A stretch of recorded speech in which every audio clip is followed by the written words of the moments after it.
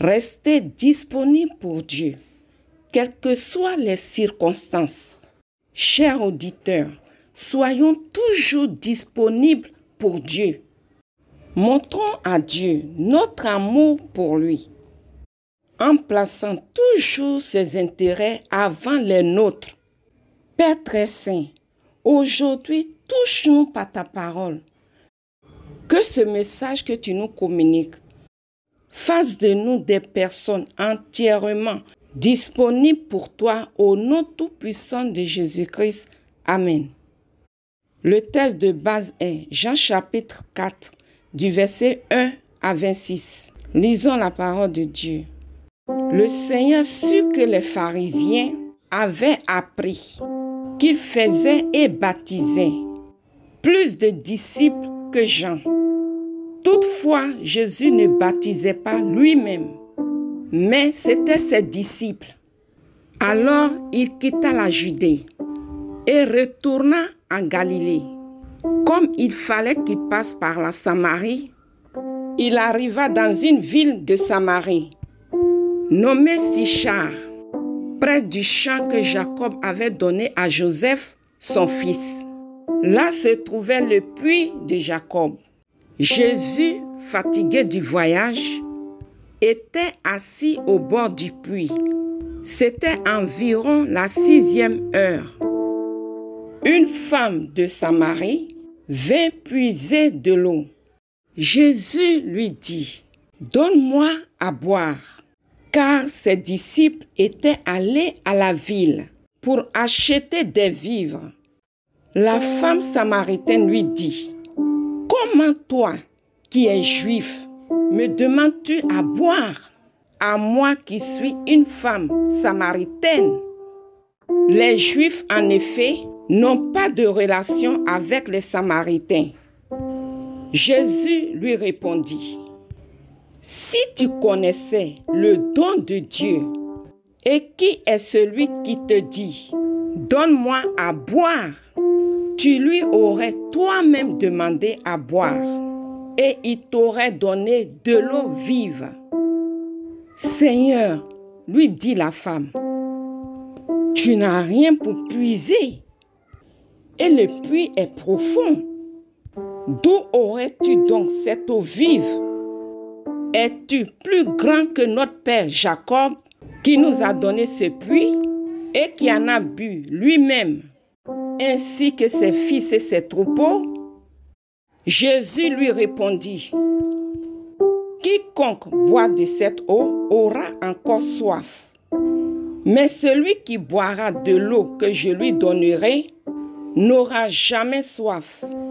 Et l'eau que je lui donnerai deviendra en lui une source d'eau qui jaillira jusque dans la vie éternelle. » La femme lui dit, « Seigneur, donne-moi cette eau, afin que je n'ai plus soif et que je ne vienne plus puiser ici. » « Va, lui dit Jésus, appelle ton mari et viens ici. » La femme lui répondit, « Je n'ai point de mari. » Jésus lui dit, « Tu as eu raison de dire, je n'ai point de mari, car tu as eu 5 maris, et celui que tu as maintenant n'est pas ton mari.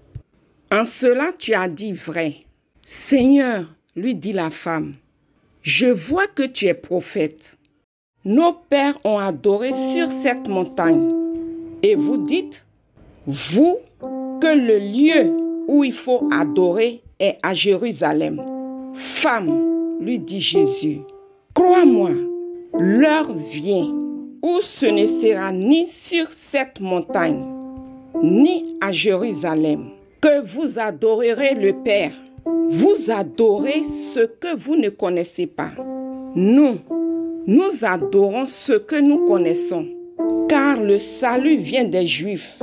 Mais l'heure vient, et elle est déjà venue, où les vrais adorateurs adoreront le Père en esprit et en vérité. Car ce sont là les adorateurs que le Père demande. Dieu est esprit. Et il faut que ceux qui l'adorent en esprit et en vérité.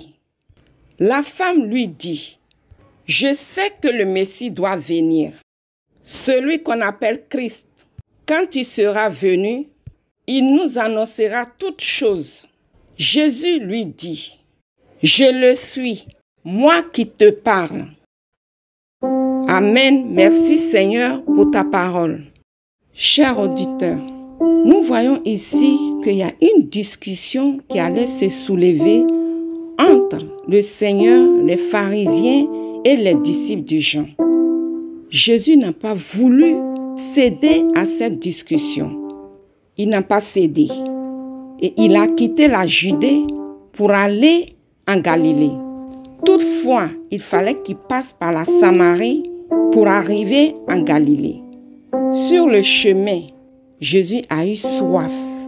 Jésus était fatigué. Il avait faim, il avait soif. Il était assis au bord du puits de Jacob. Étant fatigué, assis, et voilà une femme samaritaine qui vient puiser de l'eau. Et Jésus lui dit, « Donne-moi à boire. » Et la femme samaritaine lui dit, « Comment toi qui es juif, tu me demandes à boire, moi qui suis une femme samaritaine? » Jésus lui dit, « Si tu connaissais le don de Dieu, et qui est celui qui te dit, donne-moi à boire, tu lui aurais toi-même demandé à boire, et il t'aurait donné de l'eau vive. » Chers auditeurs, comprenons quelque chose ici. Jésus a connu la fatigue. Jésus a connu la soif. Mais la fatigue et la soif de cette femme samaritaine étaient grandes, car c'était une soif spirituelle. Cette femme souffrait à tous les niveaux. Une femme qui n'est pas mariée, qui a eu 5 maris, et l'homme avec qui elle était n'était pas son mari. Voyons quelle souffrance traversait cette femme. Jésus, qui n'a pas voulu céder à la discussion, qui a pris son chemin malgré la fatigue, une âme dans la détresse vient puiser de l'eau. Et dans sa fatigue, dans sa détresse, elle vient puiser de l'eau. Et elle voit le Seigneur qui est assis. C'était Dieu lui-même dans la personne de Jésus-Christ. C'était la fin de sa souffrance. Et cette rencontre du Seigneur avec la femme samaritaine a changé la vie de la femme samaritaine. Toi, serviteur ou servant de Dieu, nous avons vu l'attitude de Jésus. Il n'a pas voulu céder à des discussions qui ne vont pas faire avancer le royaume de Dieu. Regardez ce qu'il a laissé là-bas. Les discussions qu'il a laissées. Et sur le chemin, il vient trouver du travail. Sauver une âme. Toi aussi, fais de même.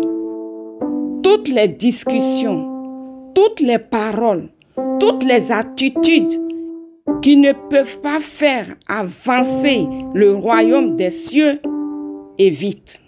Jésus était un homme de prière. Il se laissait toujours conduire par le Saint-Esprit, toujours prêt à aider, toujours prêt à sauver, toujours prêt à délivrer, toujours prêt pour toute personne qui traverse des moments difficiles. C'est ce que Jésus était. Parce qu'il savait ce qu'il était venu faire sur la terre. Il était toujours prêt à sauver des vies. Il était toujours prêt. Étant lui-même Dieu, à chaque situation, à chaque événement, il résolvait toute situation qui se présentait devant lui. Reste disponible pour Dieu, quelles que soient les circonstances. La fatigue, la soif n'ont pas empêché Jésus de communiquer la vérité qui sauve à cette femme. Nous de même, nous devons suivre l'exemple que Jésus nous a laissé. Plaçons toujours les intérêts de Dieu avant les nôtres. Que notre fatigue ou notre soif ou tout autre besoin ne soit pas un empêchement à notre service pour Dieu. Car nous sommes entourés de personnes qui ont soif de Dieu. Laissons-nous donc conduire par le Saint-Esprit pour sauver des vies, pour sauver des âmes. Que Dieu vous bénisse au nom de Jésus-Christ. Père, nous te remercions pour ta parole. Rends-nous semblables à notre Seigneur Jésus-Christ, tout comme lui. Accorde-nous de placer tes intérêts avant les nôtres. Aide-nous par le Saint-Esprit pour le salut des âmes. Merci Père très saint d'avoir conduit ce moment au nom tout-puissant de notre Seigneur Jésus-Christ. Amen. Vous pouvez nous écrire à l'adresse suivante: toutpuissant-sauveur@gmail.com. Je vous invite à liker, à vous abonner et à partager la chaîne. Que Dieu vous bénisse.